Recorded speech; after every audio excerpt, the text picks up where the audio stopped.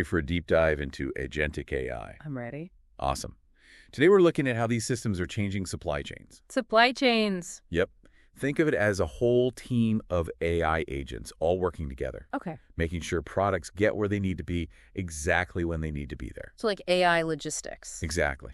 And our sources outline 5 key players in this AI team. Okay, let's hear it.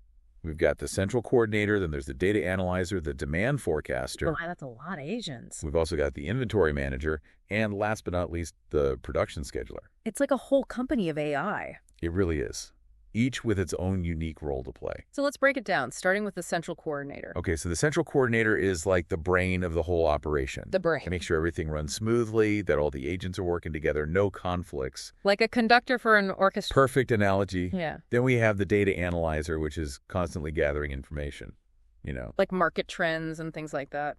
Exactly. Looking for those all-important trends and patterns, like a detective searching for clues. Interesting. So the data analyzer finds the clues, but it's the demand forecaster who uses that information to predict the future. You got it. The demand forecaster takes those clues and tries to figure out what products will be in high demand and when, I see. It even assesses those potential risks in the market. So it's like a crystal ball. Powered by data. Exactly. Powered by data. But then we got to make sure we have enough product to meet that demand, right? Oh, right. That's where the inventory manager comes in. So the inventory manager ensures there's enough product based on what the demand forecaster is saying. Exactly. The inventory manager keeps those stock levels right where they need to be based on the forecasts, flagging any potential shortages or any overstocks. Makes sense. Now imagine this. Let's say there's a sudden heat wave. Okay. The data analyzer sees people are buying tons of air conditioners. Right.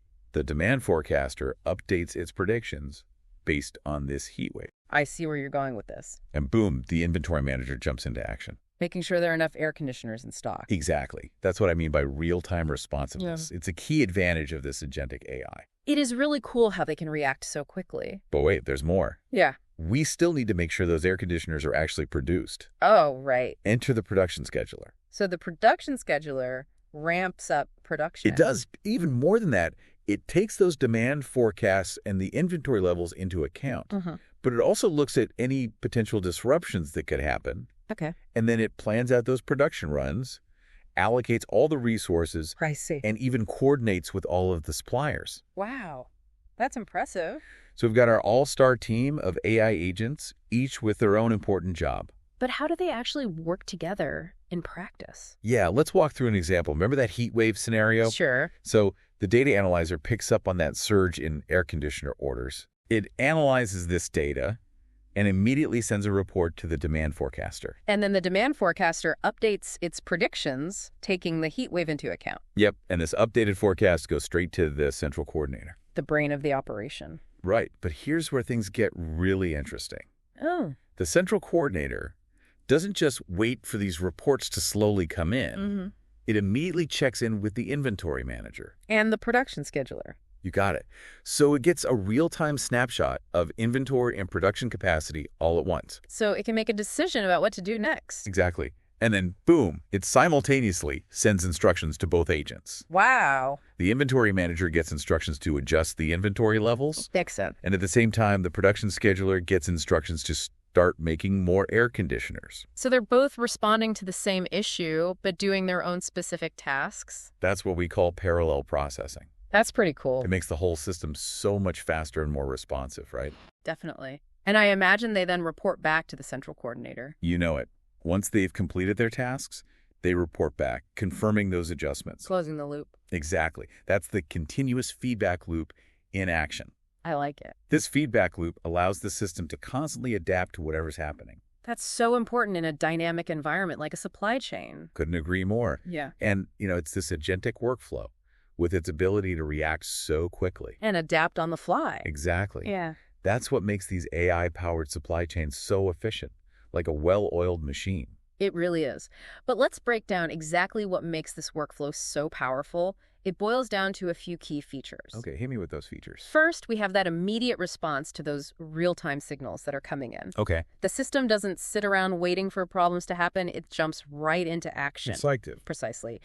And then we have that adaptability. That ability to learn and change. Exactly. The system is always analyzing that market data, learning from it, and evolving. Never standing still. Right. And then, of course, we have that parallel processing that we were just talking about. Where multiple agents are working simultaneously. Precisely. That's what makes the whole system so much faster. And way more responsive than traditional systems. Definitely. But it all comes down to that continuous feedback loop, right? Uh-huh.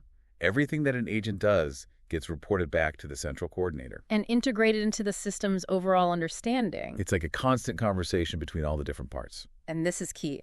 Even though each agent is making decisions on its own, they all report back to the central coordinator. Which makes sure the whole system is running smoothly. So it's not just individual parts that are optimized, but the entire system working together. Now that we've talked about how autonomous these AI agents are, their ability to make their own decisions. Right. But how do we make sure that they're all working together towards that same overall goal? Yeah. How do we balance their autonomy with the need for everyone to collaborate? That's a fantastic question, and it's actually one of the biggest challenges when you're designing these systems. So it's not enough to just have a team of AI agents. Right. You have to make sure that they can actually work together efficiently. Exactly. That's why we need to take this systems-level approach to optimization. So we're not just looking at how well each agent performs on its own. Right. We're also looking at how they interact with each other. And how all their decisions influence each other. To achieve that shared goal. That makes this whole thing even more fascinating.